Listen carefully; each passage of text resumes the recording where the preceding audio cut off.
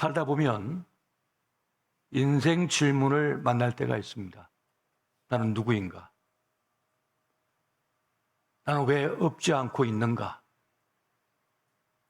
나는 왜 사는가? 어떻게 살아가야 하는가? 이 인생 질문에 대한 답을 갖고 있는 사람은 견고합니다. 탄탄합니다. 그래서 인생 지진을 만나도 괜찮습니다. 그냥 버팁니다. 견뎌내고 그냥 뚫고 나가버립니다.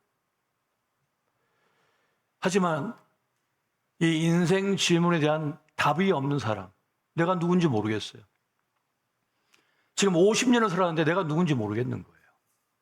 내가 그렇게 많은 공부를 했는데 내가 왜 사는지 모르겠는 거예요. 어떻게 살아야 되는지 모르겠는 거예요.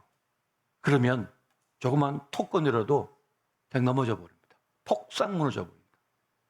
그 비싼 도자기가 뭐 1억, 2억 혹은 뭐 10억 가는 도자기가 그냥 툭 던져놨더니 땡그랑 하고 다 깨져버리는 거예요. 바싹 깨져갖고 아무 값어치가 제로가 되는 거죠. 아니, 마이너스 50이 됩니다. 쓰레기가 됐으니까.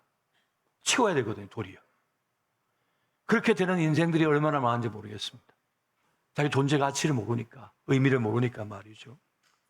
하지만 자기의 인생의 의미, 가치를 아는 사람은 어떤 역경을 만나도 버텨내고 자기의 인생의 길을 뚜벅뚜벅 걸어갑니다. 그리고 지난 과거의 내 인생의 어두웠던 흔적들, 그 그림자조차도 내 인생으로 수용해버립니다. 그래, 내 20대는 남루했었지.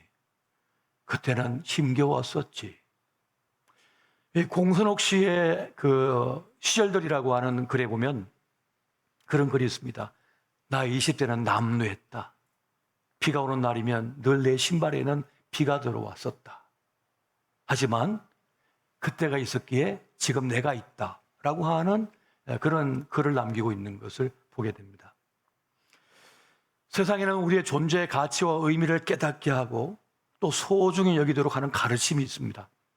하지만 반대로 우리 가치를 한없이 낮게 보고 하찮게 보게 만듦으로써 우리 인생을 무너지게 하는 악한 가르침도 있습니다. 그래서 우리는 진리를, 나를 살려내는 진리를 붙들 수가 있어야 한다는 것입니다. 자신이 누구인지 깨닫게 해주는 그 한 사람, 그 만남이 그렇게 중요한 겁니다. 하나님 아버지께서 아브라함에게 찾아오셔서 말씀합니다. 너는 세상의 복이다. 한 번도 그런 얘기를 들어본 적이 없어요, 아브라함을. 한 번도 그러한 생각을 품어본 적이 없어요.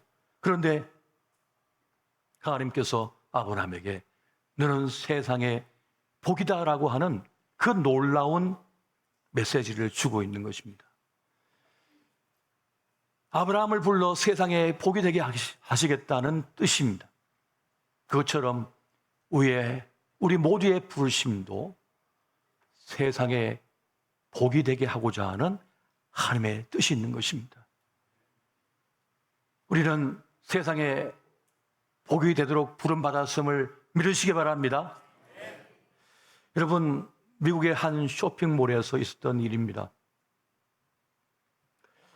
이 보석 가게가 있는데 그 보석 가게 CCTV에 이 장면이 잡혀 있었는데요. 한 여성과 두 아이가 점심때부터 계속 그 보석 가게 앞을 왔다 갔다 하면서 스승이는 겁니다. 그런데 좀처럼 들어오지 못하고 하루가 다 지나가고 있어요. 이제 문 닫을 시간이 다 됐는데 어떻게 용기를 냈는지 문을 열고 이 여성과 두 아이가 들어옵니다. 그런데 보석 가게 와서는 보석을 구경해야 되는데 그렇지 않고 자꾸만 쭈뼛쭈뼛 주인 눈치를 보는 거예요.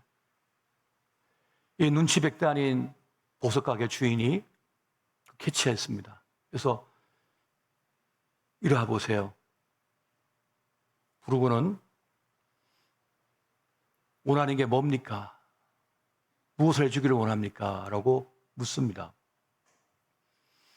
여인이 눈물을 글썽이면서 자기 주머니에서 손수건에 싼 반지를 하나 꺼내서 보여주면서 우리 어머니의 반지인데 유산으로 받은 것이라고.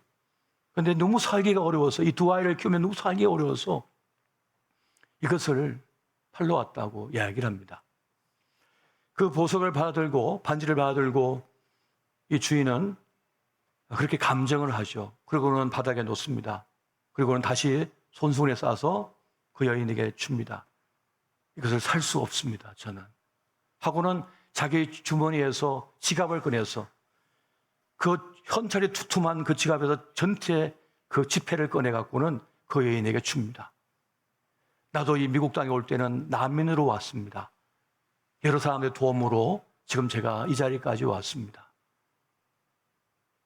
그냥 가져가시고 나중에 더 필요한 것이 있다면 다시 찾아오세요 하면서 그 여인과 두 아이를 보내줍니다.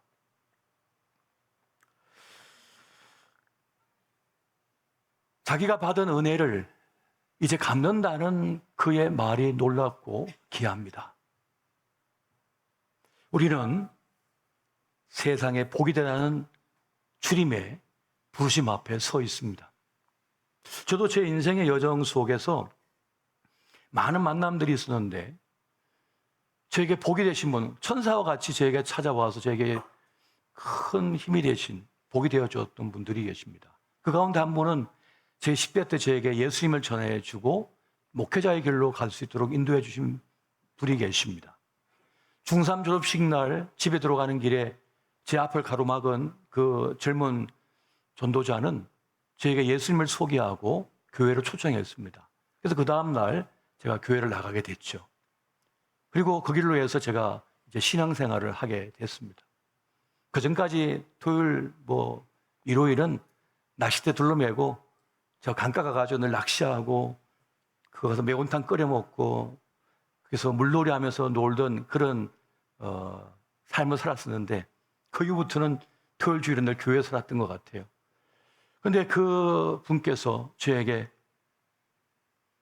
지금까지 생각하지 못했던 걸 생각하게 하고 깨닫게 해주고 그리고 저에게 공부하라고, 물론 학교에서 늘 공부하라는 말을 들었죠. 그런데 저에게 공부 좀 해야겠다 하는 말씀하시면서 도움을 주시고 그리고 꿈을 갖게 하셨어요. 그러다가 이제 제가 서울에 진학해서 이제 학교를 다니고 있는데 이분이 서울에서 교회를 개척했다고 한번 오라고 하시는 거예요. 갔더니 그럽니다. 너 10대 때 하나님께서 소원하지 않았느냐, 목회자가 되겠다고. 그래서 그랬죠 하면서 그 부름을 저는 하나님의 부름처럼 느꼈어요. 그래서 당장 학교를 그만두고 그냥 그 서울 강남에 그 3층에 있는 한 층을 이제 개척교회로 이제 개척하고 있는 그 목사님 교회 들어가서 그 옥탑방에서 2년 동안 먹고 자고 하면서 목사님의 개척을 도왔습니다.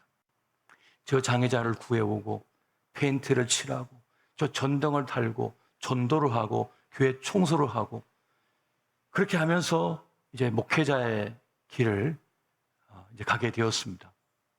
제 마음의 소원의 기도 제목이 있었어요. 제 10대 때는 제가 원래 군인이 되고 싶었어요. 또 한편으로는 좀 목사가 되고 싶었어요. 그런데 하나님께서는 제가 군종 장교가 되어서 군대 목사가 되게 해서 그래서 그 꿈을 이루게 하셨고 또 시골 자라면서 제가 그 10대 때 그 교회를 다니면서 나도 목사님처럼 유학을 한번 가고 싶다. 그리고 학위도 하나 받아보면 좋겠다라고 하는 꿈을 가졌는데 시골 총구석에 태어나가지고 가진 것도 없는 제가 실혼 살림도 옥탑방에 한 제가 무슨 돈이 있겠습니까? 그런데 하나님께서는 국가에서 보내주는 유학을 가서 공부를 하고 학위도 받아오게 하는 그런 축복을 누렸어요. 그래서 저는 10대 때 가졌던 꿈을 다 잃어버렸어요. 다 성취해버렸어요. 그래서 하나님 믿는 그 믿음이 너무 기쁘고 너무 자랑스러워요. 조금 더 손해본 게 없어요. 물론 가정 속에서는 어려움도 있었습니다만 그 어려움 하나하나는 다 더 나은 삶을 더 깊은 목회자가 되게 하기 위한 과정이었다고 믿게 주님께서 만들어 부르셨어요. 그 사랑, 그 복을 받았습니다. 그래서 제가 만 30에 초임지로 부안에 갔을 때 그 세계 시골 마을에 있는 많은 주민들이 저희 교회에 나오시고 또 주일학교에도 나오고 중고등부에도 나오고 또 우리 군대 젊은 청년들 대상해서 목회를 하면서 이제 시골 목회 그리고 군대 목회를 같이 했는데 거기 있는 아이들은 하나의 코스를 다 가고 있어요. 여자 아이들 같은 경우 다 고등학교 졸업하면 삼성전자 공장에 들어가서 거기서 좋은 대우를 받으면서 열심히 일해서 돈 벌어서 집 사고 결혼하는 게 코스였어요. 우리 중고등부에도 그런 아이들이 있었는데 근데 그 아이들이 한 6개월 정도 일하고 와서는 너무 힘들어 하더라고요. 그래서 제가 상담을 했더니 그럽니다. 너 행복하냐 했더니 아니요. 저는 행복하지 않아요. 일만 해요. 돈은 많이 버는 것 같은데 일만 하고 있어요. 행복하지 않아요. 그래서 뭐 하고 싶냐? 저는 뭐 유치원 선생님 하고 싶어요. 저는 애견 샵의 사장 되고 싶어요. 뭐 이런 얘기를 하는데 그럼 하면 되지 뭐. 그랬더니 어떻게 해야 돼요? 그래서 공장 그만두고 다시 공부해서 대학 가라. 그럼 된다. 했더니 엄마한테 그 얘기했더니 이제 그 엄마들이 제일 찾아왔어요. 목사님 우리 애 인생 망치려고 그러시냐고 왜 앞길을 막으시냐고 제가 막 항의를 하시는 거예요. 제가 화가 나더라고요. 자기 딸들을 위해서 한 얘기였는데 제가 저한테 맡겨만 주시면 다 대학 가게 하고 다 책임질 수 있다고 그랬더니 그 말이 진짜가 될 줄 몰랐는데 나중에 진짜 그 아이들이 공장을 다 그만두고 이제 다 내려와가지고 교회에 와서 공부를 하는 거예요. 제가 가르치려고 하니까 저도 이제 가르칠 시간이 안 되고 해서 토요일 주일날 저를 돕는 이제 군종 형제들이 있었습니다. 그 친구들이 이제 서울대 애도 있었고 한동대에 다니는 애도 있었는데 그 두 형제에게 제가 한 명씩 맡아가지고 좀 토요일 주일만 코치 좀 해주라. 영어 수화가 내가 볼 때는 기초가 너무 없어 안 되니까 암기 과목 위주로 공부 잘할 수 있는 방법을 좀 알려주라. 그래서 1년을 이렇게 가르쳤습니다. 그리고 그 다음에 모두 자기가 원하는 학교에 다 들어간 거예요. 학교도 제가 다 알아봐 줬고 과도 다 알아봐서 이 정도 성적이면 여기 갈 수 있겠냐고 살펴줬어요. 지금은 벌써 한참 됐죠. 지금은 다 아기들 엄마가 돼가지고 잘 살고 있습니다. 누군가에게 복이 되라는 주의 말씀, 세상에 복이 되라고 하는 그 말씀이 저는 이런 것이 아닌가 싶습니다. 나만을 위해 살기도 아까운 시간이긴 합니다만 하나님께서 만나게 하신 누군가에게 내가 의미 있는 말을 던져주고 그에게 좀 힘이 될 수 있는 길을 제시하고 곁에 서 있는 것만으로도 그 인생에는 놀라운 역사가 있다고 하는 사실을 제 삶을 통해서 경험하게 되었습니다. 하나님의 부르심 속에 우리 모두가 있음을 기억하시기 바랍니다. 내가 뭘 할 수 있겠는가 싶을 수도 있겠습니다만 그렇지 않습니다. 그렇지 않습니다. 우리 한 사람 한 사람은 하나님의 쓸모예요. 하나님의 부르심 앞에 우리가 있는 것입니다. 여러분, 하나님의 사역의 원리는 오직 한 가지입니다. 부르심입니다. 하나님의 최고 전략은 사람이거든요. 사람을 불러 그 일을 하셔요. 그리고 그 부르심 앞에 응답하는 사람들이 있습니다. 내가 안 하는데 누가 하겠어? 아니요. 하나님의 부르심에는 반드시 응답하는 사람들이 있습니다. 그 사람들을 통하여 하나님의 일이 이루어지는 거예요.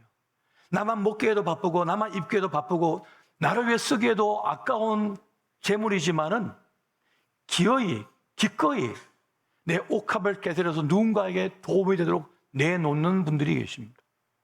그들의 헌신과 애씀을 통하여 그 부르심에 응답하는 일들로 인하여서 이 세상은 더 좋아지고 있으며 하나님의 위대한 역사가 일어나고 있음을 믿으시기 바랍니다. 세상은 악하지만은 않습니다. 선한 이들이 있기 때문에 그러한 것입니다. 여러분, 누군가 우리를 위해 싸우고 있다면 얼마나 기쁠까요?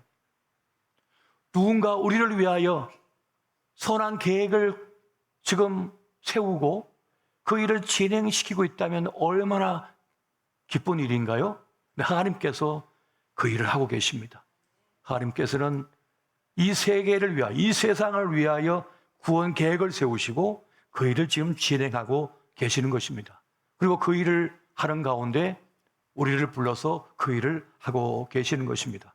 여러분의 자녀들의 더 나은 미래를 위하여 하나님께서 일하고 계심을 믿으시기 바랍니다. 내가 생각하지 못한 것을 하나님께서는 생각하시고 계획하시고 그 일을 열고 계신 거예요. 그 일을 이루고 계신 것입니다. 우리의 자녀들, 내가 낳은 자식들이지만 내가 다 알지 못하고 내가 다 책임지지 못합니다. 내가 다 키워내지 못합니다. 하나님께서 앞서 가셔서 우리 아들과 딸을 위하여 계획하시고 선한 만남을 이루어 가시는 거예요. 선한 만남을 이루어 가시고 악한 자들이 건져하지 못하도록 끊어버리십니다. 막으시는 거예요. 이것이 하나님의 돌보심이고 하나님의 은혜라고 하는 사실인 것입니다. 여러분, 우리를 통하여서 하나님의 위대한 일들이 지금 펼쳐져 가고 있습니다. 그 일을 지금 우리를 통해서 지금 이루어가고 계시는 것이에요. 그래서 우리는 우리의 존재 목적을, 또 우리 교회의 존재 목적을 절대 잊어서는 안 될 것 같습니다. 저는 우리 교회가 참 좋습니다. 우리 교회가 가진 꿈, 그 가치, 그리고 헌신, 희생을 매우 놀랍게 평가하고 있습니다. 하지만 우리 교회가 이렇게 좋고 자랑스러워도 우리는 우리 교회에만 몰두해서는 안 됩니다. 우리만 좋다고 있는 것은 옳지가 않습니다. 교회의 존재 목적은 세상이거든요. 세상을 구원하기 위하여, 세상을 치유하기 위하여, 세상을 더 좋은 곳으로 만들어내기 위하여, 세상에 복이 되는 존재로 우리를 만드셨기 때문에 우리만 좋다고, 우리만 좋아하고 있는 것은 옳지가 않다는 것입니다. 우리만을 위해서 파티를 여는 것은 결코 옳지가 않다는 거예요. 우리 것을 깨트려서 세상을 살려내야 된다는 거예요. 이걸 가지고 우리 청주 주님교회가 처음 출발을 했습니다. 그래서 우리는 이 초심을 절대 잊지 말아야 하겠습니다. 여러분, 사람은 갑각류를 닮았대요. 갑각류는 껍질이 딱딱해서 천재로부터 자기 몸을 보호합니다. 하지만 이 갑각류는 어느 순간이 되면 탈피를 해야 된다고 합니다. 그 껍질을 깨고 나오지 못하면 그 안에서 몸집이 커져서 그냥 숨 막혀 죽어버린대요. 그래서 바에다가 자기 몸을 부딪혀서 껍질을 깨트리고 그래서 탈피해야만 된다고 합니다. 물론 그때는 가장 연약한 때고 가장 위험한 때이지만은 그 과정을 반드시 거쳐야만 더 넓은 세상을 보면서 마음껏 살아낼 수 있는 능력을 갖추게 된다고 합니다. 그것처럼 하나님께서는 아브라함을 아브라함 되도록 하셨습니다. 그리고 그 과정 속에서는 여러 가지 시험과 시련과 어려움이 있었지만은 하나님께서는 그 과정을 통과하게 하셔서 믿음의 아버지가 되게 하셨습니다. 열국의 아비가 되게 하셨던 것이에요.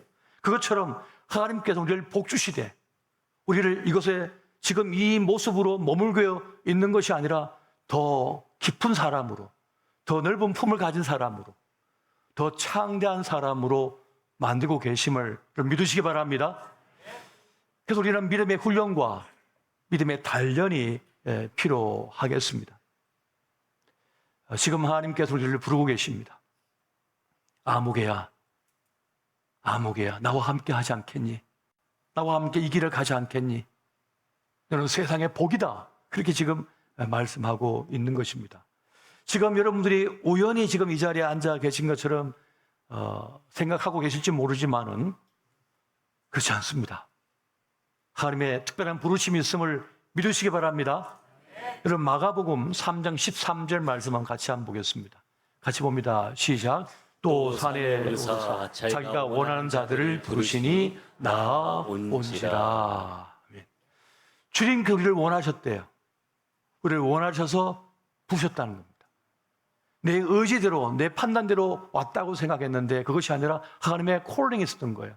부르심이 있었다는 것입니다. 그러면 우리를 부르신 이유는 무엇일까요? 분명한 이유가 있습니다. 여러분, 사도행전 26장 16절부터 18절 말씀 같이 한번 보겠습니다. 자, 시작. 일어나 너의 발로 서라. 내가 내게 나타난 것은 곧 내가 나를 본 일과 장차 내가 내게 나타날 일에 너로 종과 정인을 삼으려 함이니 이스라엘과 이방인들에게서 내가 너를 구원하여 그들에게 보내어 그 눈을 뜨게 하여 어둠에서 빛으로 사단의 권세에서 하나님께로 돌아오게 하고 죄 사함과 나를 믿어 거룩하게 된 우리 가운데서 기업을 얻게 하리라 하더이다. 아멘. 하나님의 사람과 하나님의 증인들로 우리를 사용하고자 원하신다는 거죠. 수많은 사람들이 어둠에 갇혀 있대요. 그 어둠 속에 지금 갇혀 있대요. 그 어둠에서 끄집어내 줘야 된다는 것입니다. 사단의 권세에 묶여있는 사람들을 풀어내어 자유롭게 다니게 해줘야 된다는 겁니다. 그 부르심 속에 우리가 있다고 말씀해 주고 있습니다. 이 땅에 수많은 사람들이 지난 과거의 상처와 아픔에 붙들려서 날개 한번 펴보지 못하고 꺾이는 일이 얼마나 많은지 모르겠어요.